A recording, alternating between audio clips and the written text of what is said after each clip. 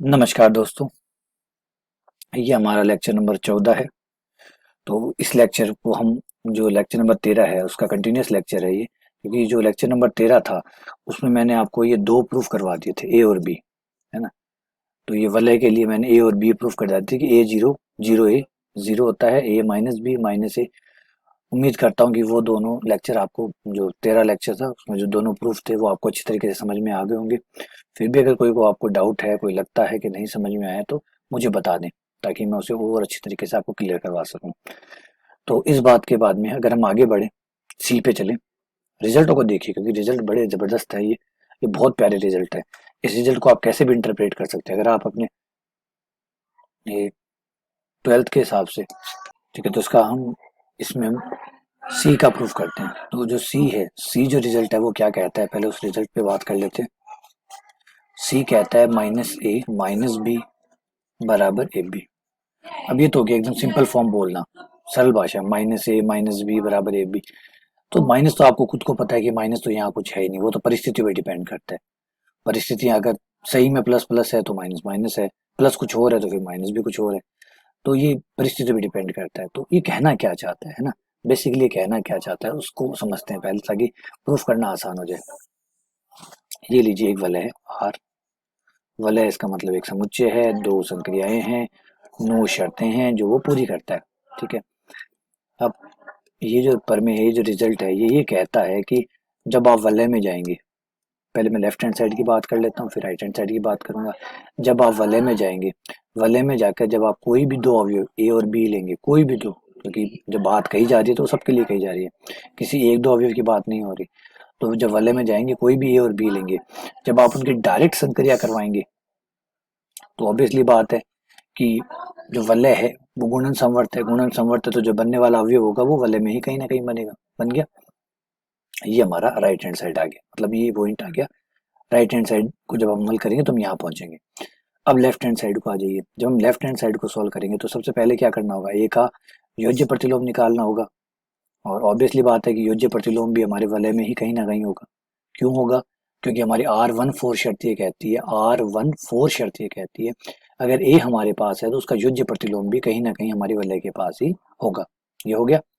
फिर बी की बात करते हैं। तो बी का भी हमें योज्य प्रतिलोम चाहिए, तो योज्य प्रतिलोम बी का भी कहीं ना कहीं इसी वलय में होगा, सेम शर्त R14 के कारण। हो गया। जब आप इन दोनों की संक्रिया कराएंगे, आप प्रतिलोम लेकर जब संक्रिया कराएंगे तो फाइनली आप यहीं पहुंचेंगे, इसी एलिमेंट पे, यानी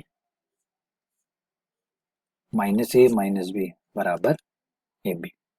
तो ये क्या समझाना चाहता है कि आप डायरेक्ट संक्रिया कर लीजिए या उनके प्रतिलोम निकलवा के संक्रिया कर लीजिए, आपका रिजल्ट एक ही होगा। देखिए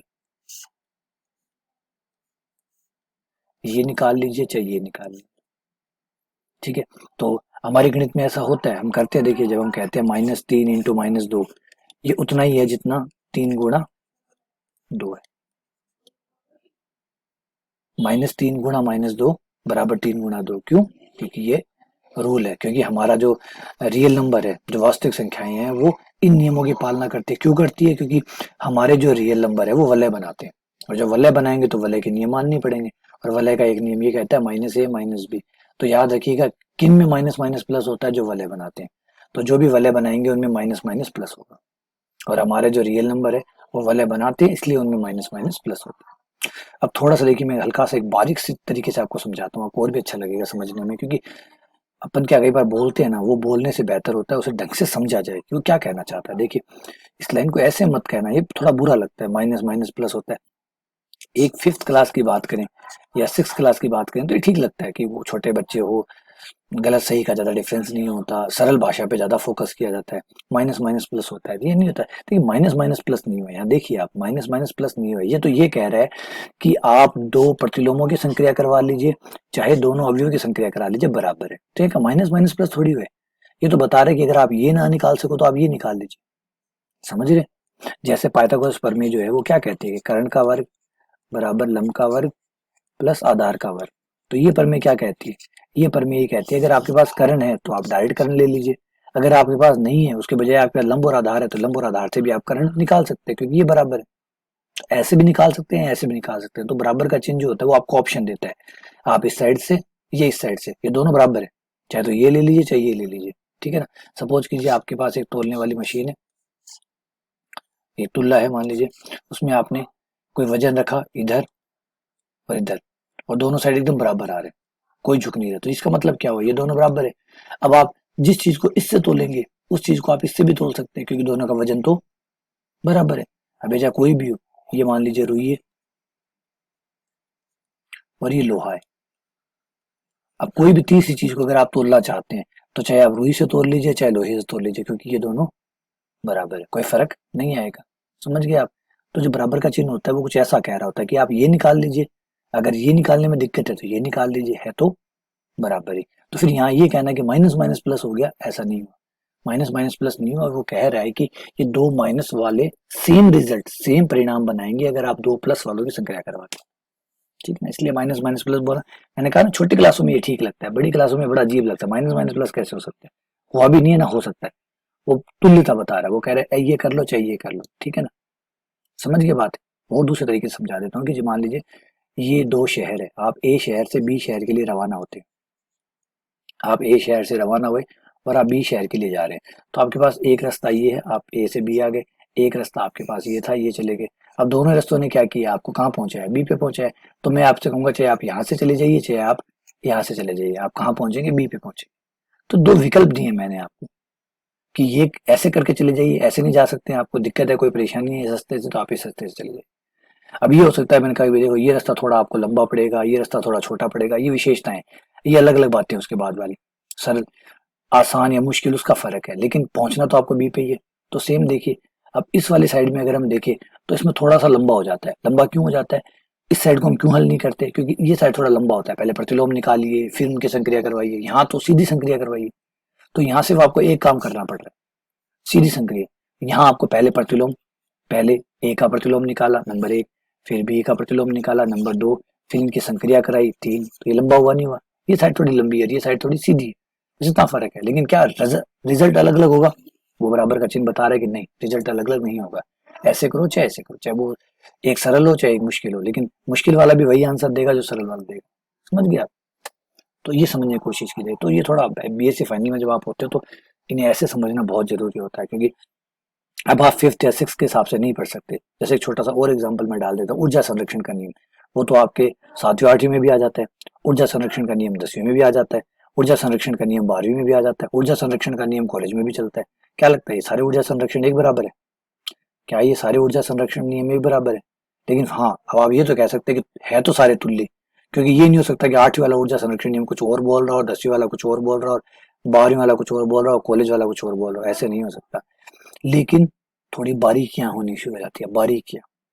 जब आप आठवीं में ऊर्जा संरक्षण पढ़ते हैं तो आप ज्यादा केयर नहीं करते, बस एक सरल भाषा में उत्तर देते हैं ऊर्जा संरक्षण में। जब 10वीं में आते हैं तो थोड़ा सा और ऐड कर देते हैं। जैसे मान लीजिए जब 8वीं में बोलते हैं तो आप बोलते हैं ऊर्जा ना बनाई जा सकती है ना नष्ट की जा सकती है। अब आपने स्पेसिफाई नहीं किया कि ऊर्जा कौन है और कौन नहीं है, ठीक है।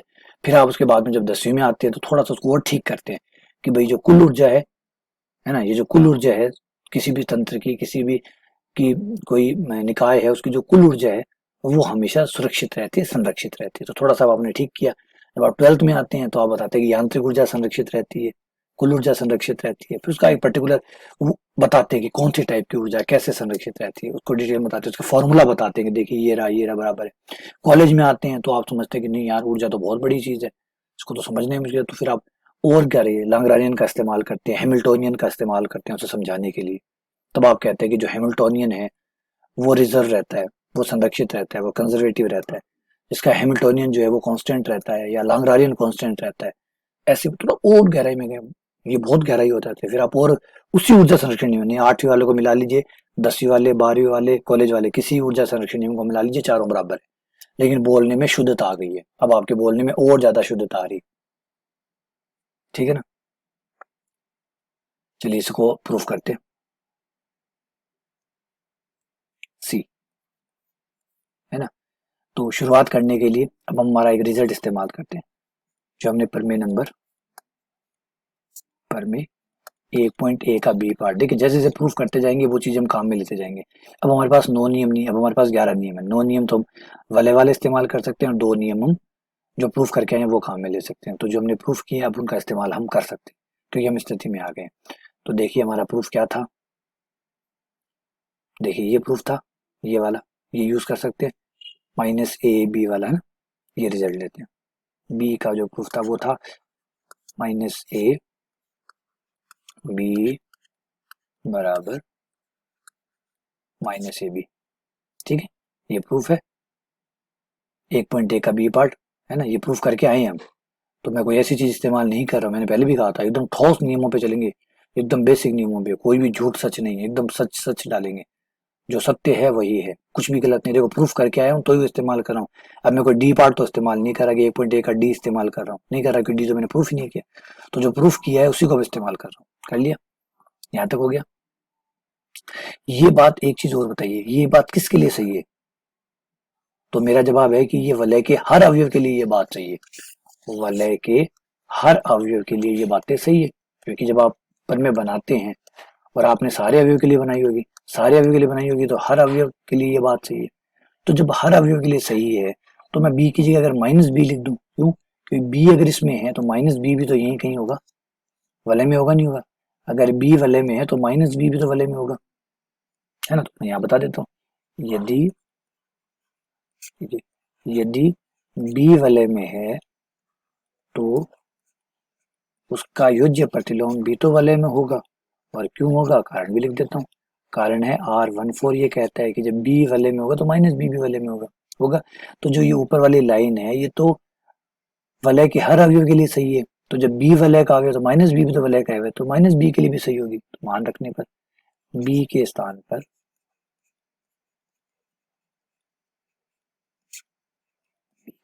पर समीकरण का नाम डाल देते हैं एक, ताकि बता सकूं मैं कहाँ मान रख रहा हूँ। स्टार बी के स्थान पर समीकरण स्टार में माइनस बी रखने पर,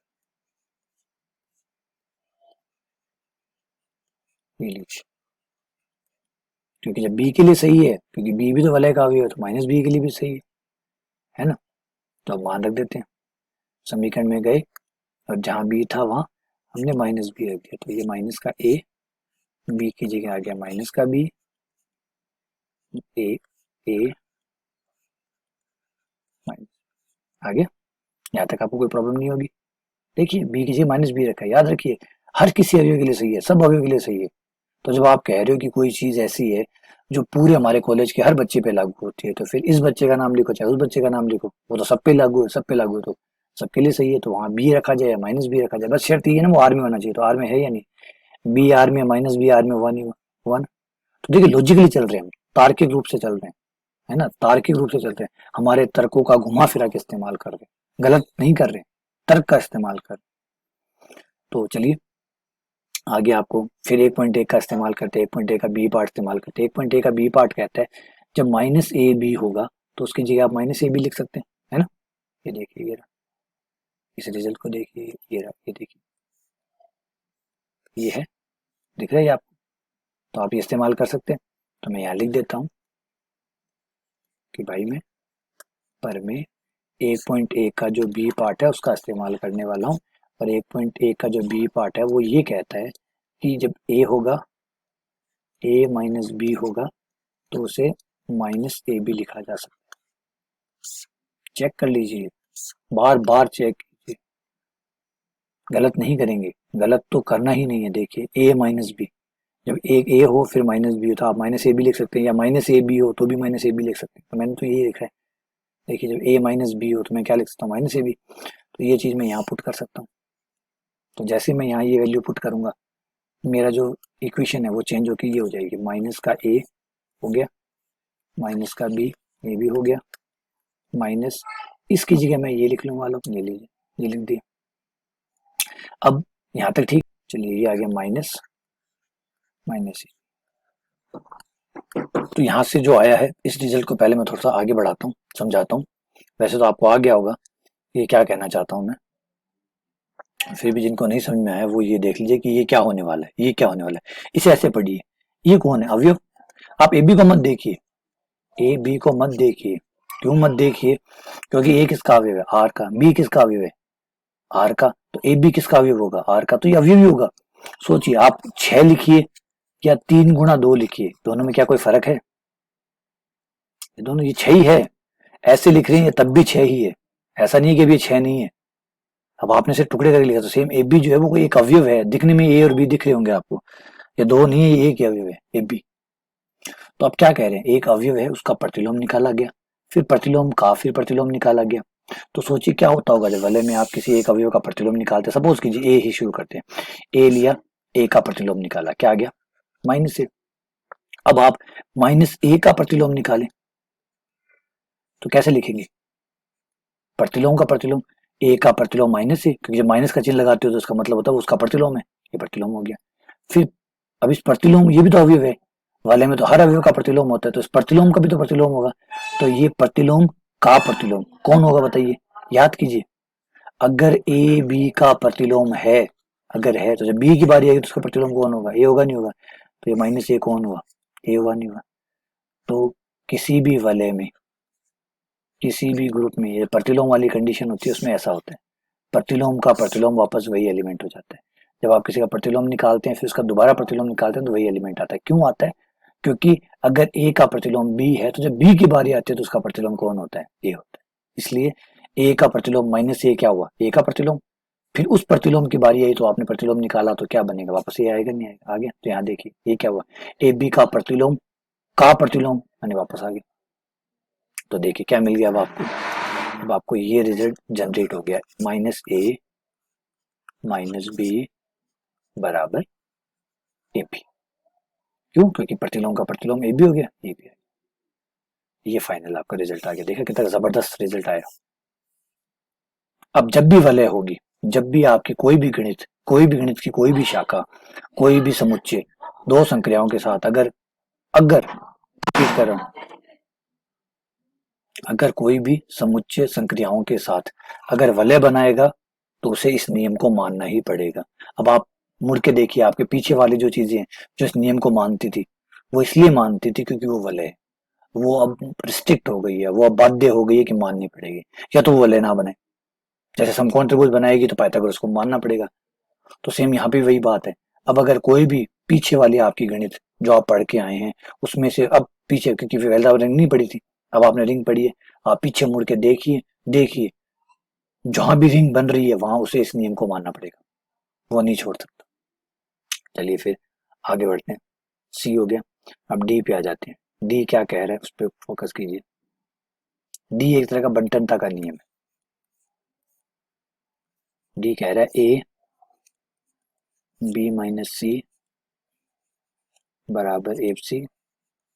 अब आप यहाँ बोले माइनस का चिन्ह कहाँ से आ गया? भाई माइनस का चिन्ह नहीं है, सरलता के लिए लिखा जाता है। एक्चुअली इसका जो सही रूप है वो ये है, ए बी और प्लस है, क्योंकि माइनस तो कोई चीज ही नहीं है, ये ऐसे। तो किताब वाले क्या करते हैं वो मैं आपको समझा देता हूँ, मैं पहले भी आपको समझा चुका हूँ और ये भी समझा रहा हूँ कि किताब वाला जो है वो आसान से लिखना चाहता है। देखिए मैंने, हम प्लस लिख रहे हैं लेकिन प्लस प्लस है ही नहीं, गुणा लिख रहे हैं गुणा गुणा है ही नहीं, लेकिन लिखने में प्लस आसान है क्योंकि हम याद कीजिए पिछले 14 सालों से प्लस और गुणा को बार बार लिखते आए, तो हमें लिखना प्लस बहुत आसान है, गुणा लिखना हमारे लिए बहुत आसान है, आदतन है हम इस चीज के, तो वही नाम रख लिए गए क्योंकि जिसके आदतन है आप आसानी से लिख सकें। तो आपको ए -b, अब आप आपको भी पता है कि बी -c कोई चीज है ही नहीं वलय के अंदर, बी -c का मतलब है बी में आप सी के प्रतिलोम को जोड़ रहे हैं। लेकिन अब इसको ऐसे लिखने के बजाय अगर मैं माइनस लिख रहा हूं तो आप ऐसे भी पढ़ सकते हैं ना इसको, ये लिखने के बजाय ये लिखना आसान हुआ नहीं हुआ? बी -c आप खुद समझिए कि माइनस तो कोई चीज है ही नहीं, माइनस का मतलब हुआ सी का प्रतिलोम, तो आप बी में क्या करने वाले, आप बी में सी का प्रतिलोम निकाल के जोड़ने वाले। तो ये लिखने में आसानी है इसलिए ऐसे लिखा जाता है। तो याद रहे ये जो लाइन है ऊपर वाली लाइन, ये नीचे वाली लाइन को सुविधाजनक तरीके से,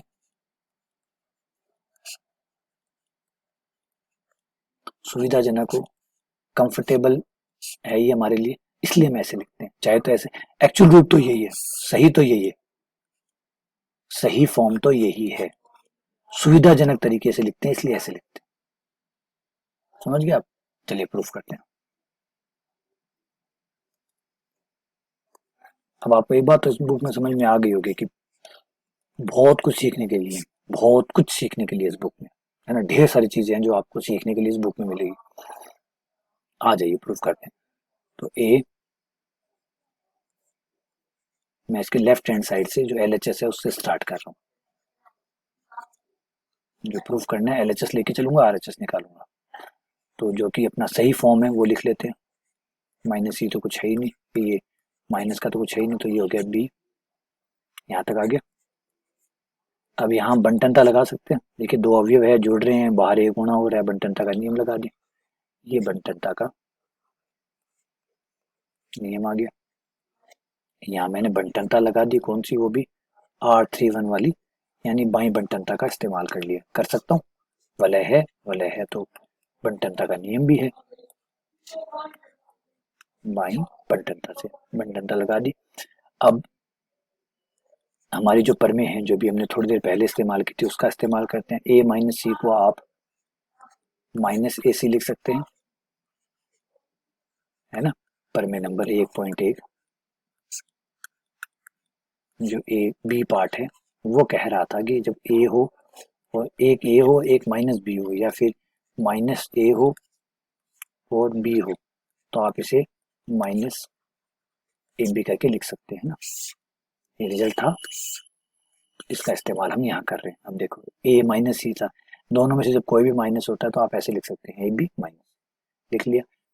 अब अगर सुविधाजनक तरीके से लिखूं तो मैं प्लस माइनस लिखने के बजाय माइनस सीधा लिख सकता हूँ, बाकी समझने में डाल दूंगा। जब समझूंगा तो ऐसे समझूंगा कि A B plus minus A सी, और मिला ये रिजल्ट आया नहीं है आपका। यही लाना आपको, A B minus C, A B minus A C, मिला ये ए बी माइनस ए सी आ गया, फाइनली मिल गया। चलिए एक थर्ड रिजल्ट हो रहा है छोटा सा, वो भी ऐसा सही है। मुझे लगता नहीं है कि इस रिजल्ट में आपको ज़्यादा दिक्कत आने वाली है। ये डी आ चुका है, ए पे आ जाइए। ये है बी माइनस सी ए बराबर बी ए माइनस सी ए। और फिर से आपको समझा देता हूँ, उसका जो मूल रूप है वो ये नहीं है, ये आसानी से लिखने लिखा गया इसलिए ऐसा है। सही रूप तो इसका ये है, B plus minus C A B A